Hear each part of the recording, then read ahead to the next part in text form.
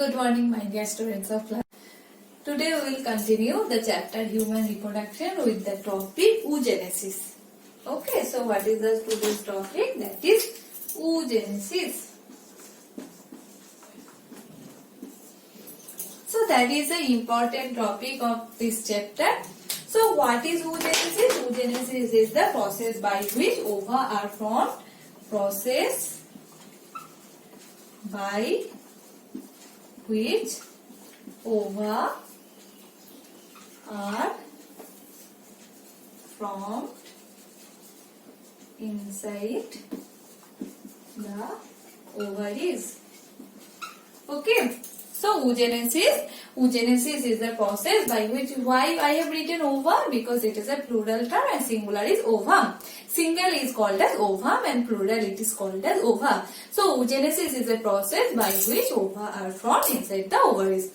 So now we will see when the oogenesis process starts and what are the different steps of oogenesis. So first, we here in case of male, after puberty, that spermatogenesis process has been started, but in case of oogenesis it is quite different. Then oogenesis starts during the embryonic developmental time. So it starts during the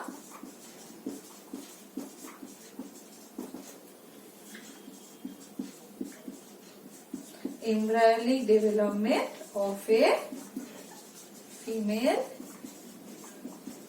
fetus. Okay, when the female is nearly 15 weeks of old. Okay, so it starts during the embryonic development of the female fetus when it is during near about few months old, that means near about 25th weeks of old. Okay, and all the oogonia that will produce, that means the number of oogonia that will be formed that time. Okay, so no many oogonia will be formed after maturity. So now we will see the steps of oogenesis. Sorry.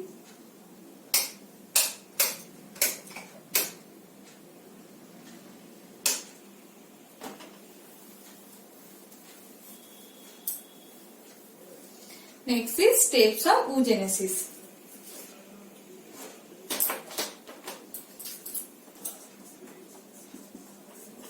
So what are the steps, and before starting the different steps of oogenesis we need to know some properties. That is during the embryonic developmental stage, when a couple of million gamete mother cells or oogonia are formed within each fetal ovary, no more oogonia will be formed or added after birth.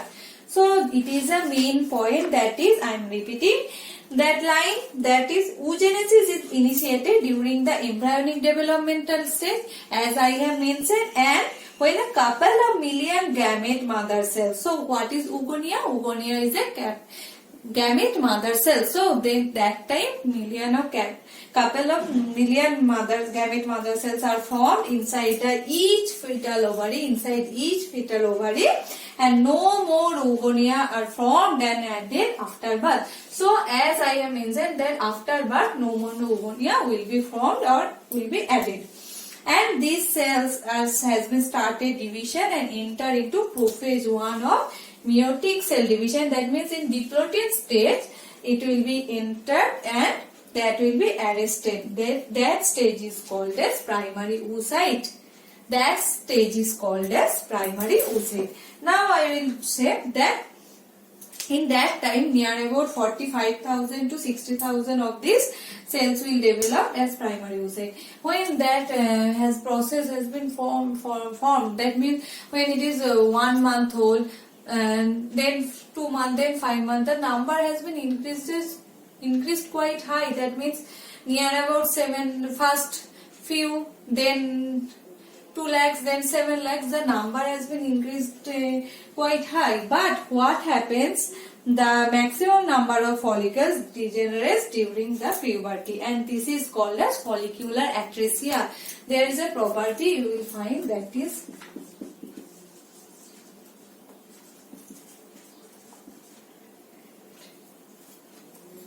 follicular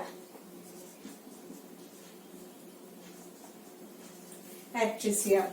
So what is that phenomenon? That means I am repeating, about 40 number of primary follicles is quite high, but what happens?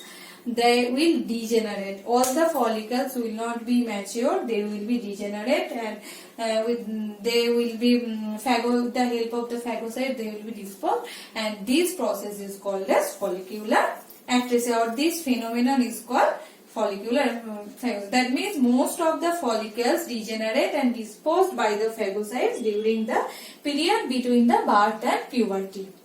So at first, when the developmental time, embryonic developmental time, the number of follicles will be quite high. Okay, but during the time between the birth and puberty, the number of follicles will be decreased by the help of that phagocytes. They will be disposed and they will be degenerated, and this process is called as follicular atresia. So that's why you have to keep remember this feature. And so as I have told you that they will develop into a structure which is called as primary follicle, and this primary follicle is arrested in which stage? Diploting stage of prophase 1 of meiosis 1.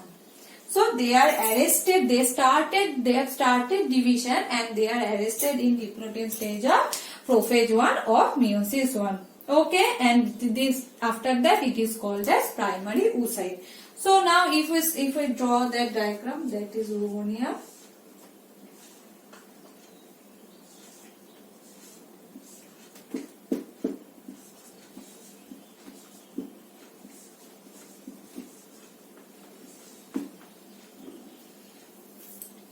So that is oogonia.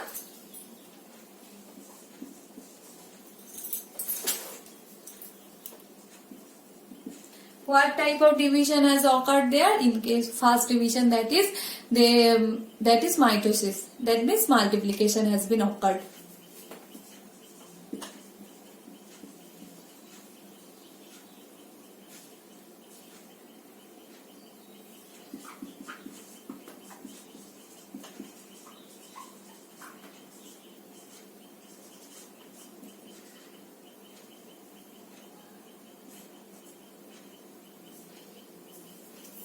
Okay, so that maturity occurred if we consider that birth, childhood, puberty. Okay, so we can do that one. It is not like that. Okay, don't write it here, because from primary oocyte you have to show them. So birth, childhood,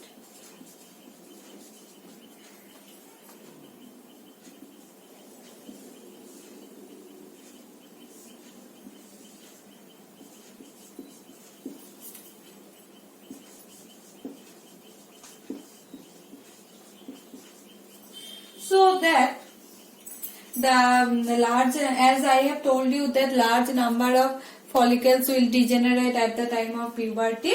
So at puberty, near about 60,000 to 80,000. So at puberty, near about 60,000 to 80,000 primary follicles will be found in each ovary. So at the puberty, near about 60,000 to 80,000 primary follicles, primary oocyte will be found inside each ovary. So after that the primary oocyte has been formed. Okay, so now That means inside that primary follicles, that we will find that that means let me recapitulate one thing. That means they are arrested in that stage, diplotin stage of prophase 1 of meiosis 1 or meiotic division, and temporarily arrested, called that arrested state is called as primary oocyte. And that primary oocyte after that will get surrounded by some granulosa cells, then it is called as primary follicle. So inside that primary follicle we will find that primary oocyte structure.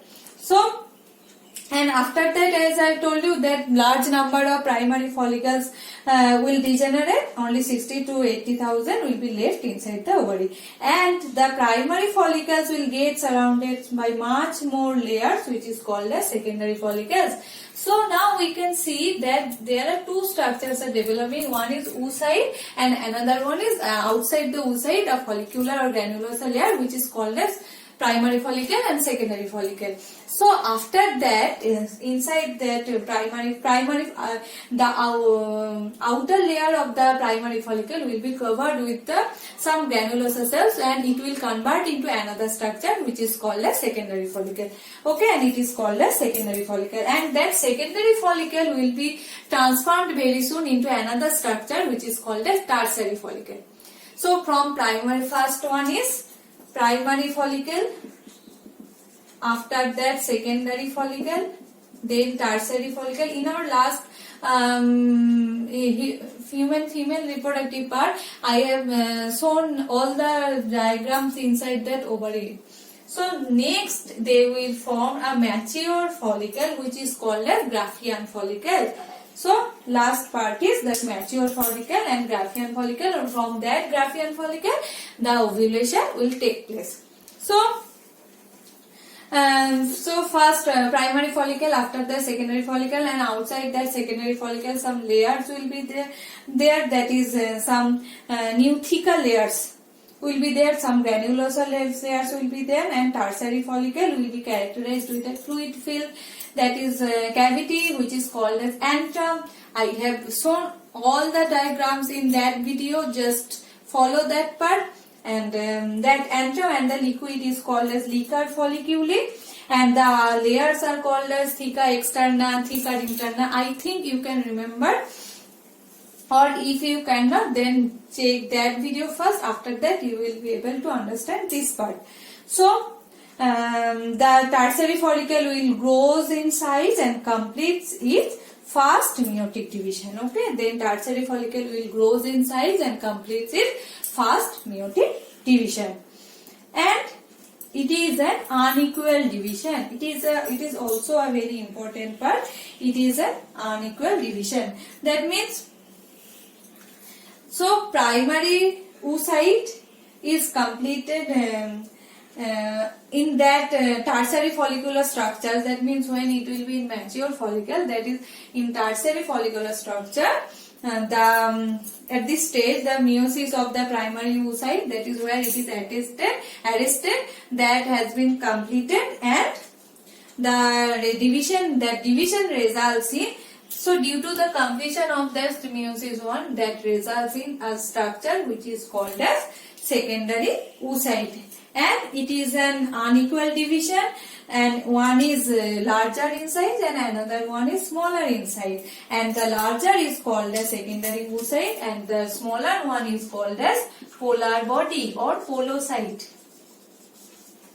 Okay, so now that division has been completed, from primary oocyte to secondary oocyte has been formed, and due to that unequal division, it means the cytoplasm will not be distributed equally.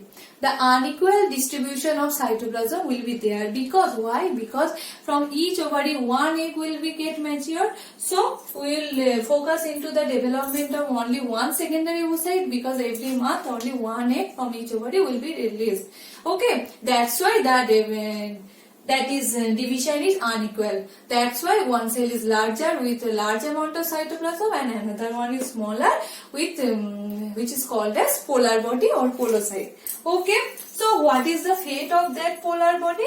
That fate is not clear. Some people says that, scientist says that it will be degenerated, and some says that it may get divided into two, and after that it will degenerate.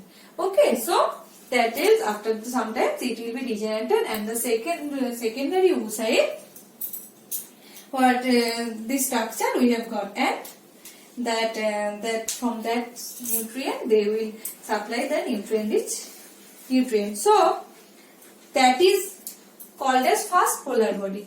Okay, why it is called as first? We will see it now.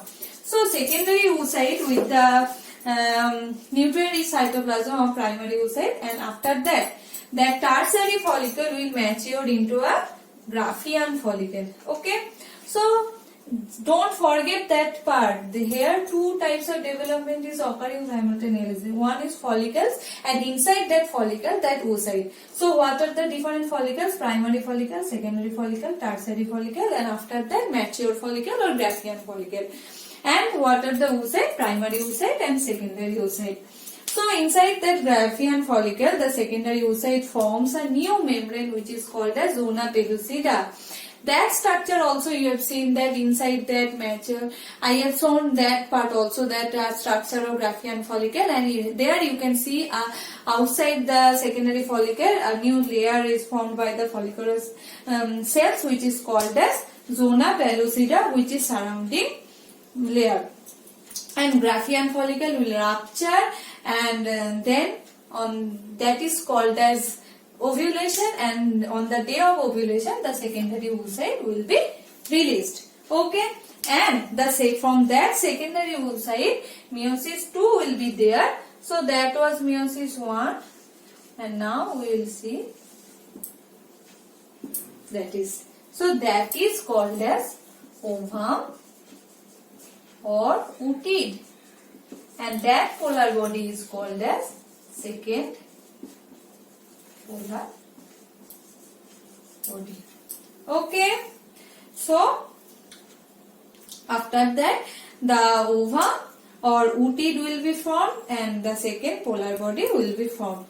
So further development, the development of secondary oocyte will be formed when the further development of secondary oocyte will be there when the spermatozoa will enter into that female reproductive part. Okay, so I am repeating this point again. Further development takes place when that spermatozoa enters it. Entry of the sperms results the cell division by breaking down MPA for metaphase promoting factor and activating APA, anaphase promoting factor, and the secondary oocyte completes meiosis 2 from a larger cell which is called as ooted, and the second polar body will be formed. So now that means when the secondary oocyte will be released from the Graafian follicle, they started to meiosis 2, but they are also in arrested state, that is in metaphase 2. Okay, and when that, I am repeating, when the secondary oocyte will be released from that Graafian follicle, they are also in arrested state. They have started meiosis 1, but meiosis 2, but they are arrested in metaphase 2, and this stage, the further development will take place when the spermatozoa will enter into that female reproductive part, and they will entry of the sperm resumes, that cell division will be resumed that time after entry of sperm by inactivating the MPA. What is MPA? Metaphase promoting factor, and they will activate APL, anaphase promoting factor, so that the arrested state will be resolved, and with the help of that the secondary oocyte will complete the meiosis 2, and they will form a larger ovum or ooted, and a second polar body will be formed, and that is the full process of ovulation. Okay, so it is a very important point as it has some arrested state and it is quite different from spermatogenesis also. So you have to remember that when which stage the cells are getting arrested and when they are dissolving and what are the different follicles and what are the different oocytes. Now, if we consider the structure of the egg, okay, 1 minute. So if we consider the structure of the egg,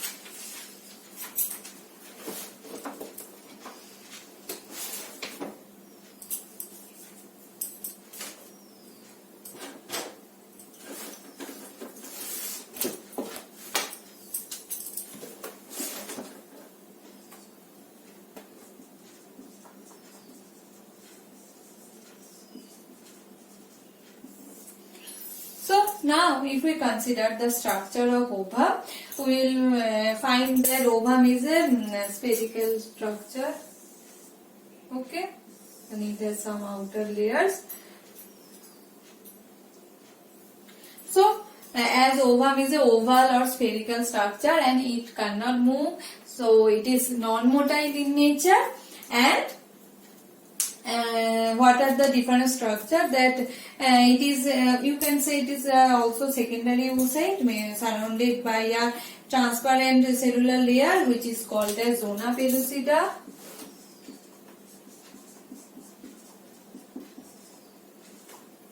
So there will be a nucleus.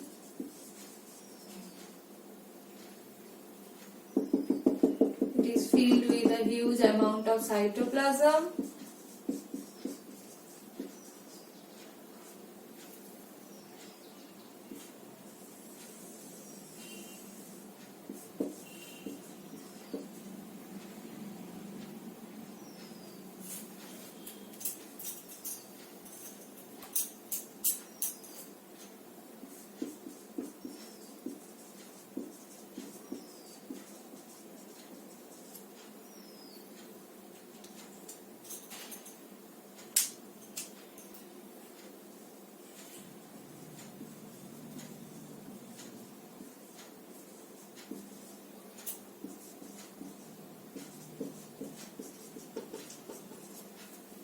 Okay, so inside the ovum is non-motile, spherical in structure.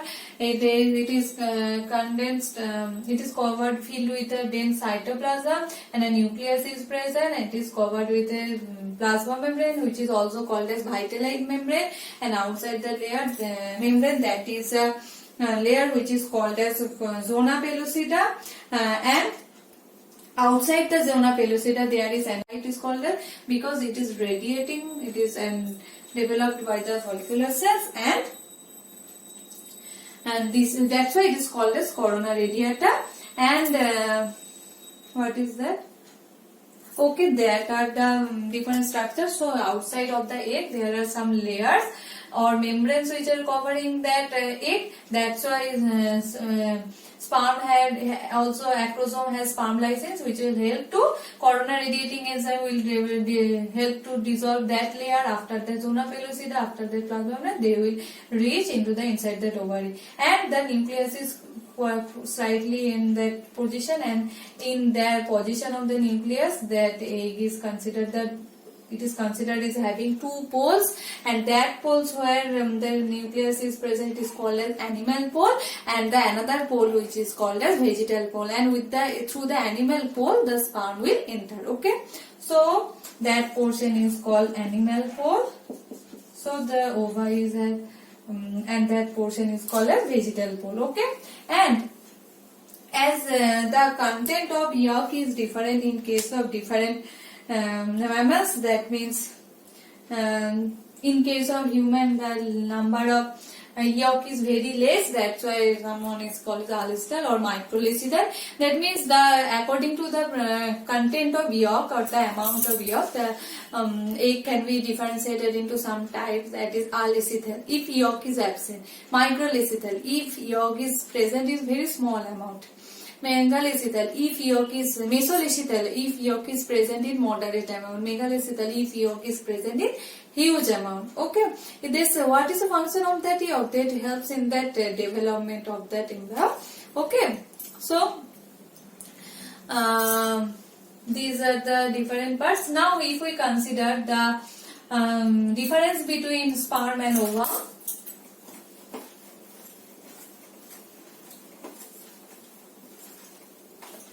If we consider the difference between sperm and ovum, what we will find? That the sperms are formed by the process which is called as spermatogenesis, and the process in which ovum are formed, it is called as oogenesis.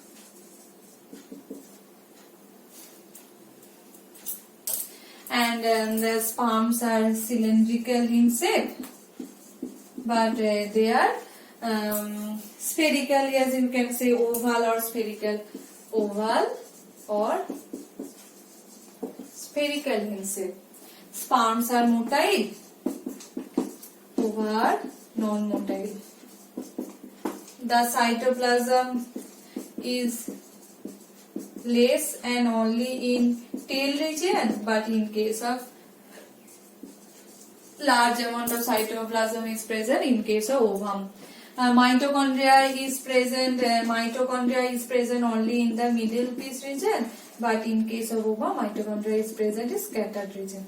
Okay. Nucleus is present inside the another portion head, but inside that ovum that is present inside the cytoplasm. The ovum sperm has different parts, but ovum has not such type of different parts, and a tail or flagella is present, and that's why it is motile. And in case of ovum, it is non-motile. It is formed inside the testes, and they are formed inside the ovaries. Okay, and that protein that means acrosome is present inside that sperm, which is absent in ovum. Okay, so these are the main types of main differences in between sperm and ovum. And there is another point, that is sperm is covered by only plasma membrane, but in case of ovum, it is covered by another layers which are called as zona pellucida, corona radiata, and twist plasma membrane plus zona pellucida plus corona radiata. These are the another membranes which are present in case of ovum. So these are the some main difference of sperms and ovum. Okay. So with that we have completed that gametogenesis part. In our next class we will start with the menstrual cycle. Okay. Thank you.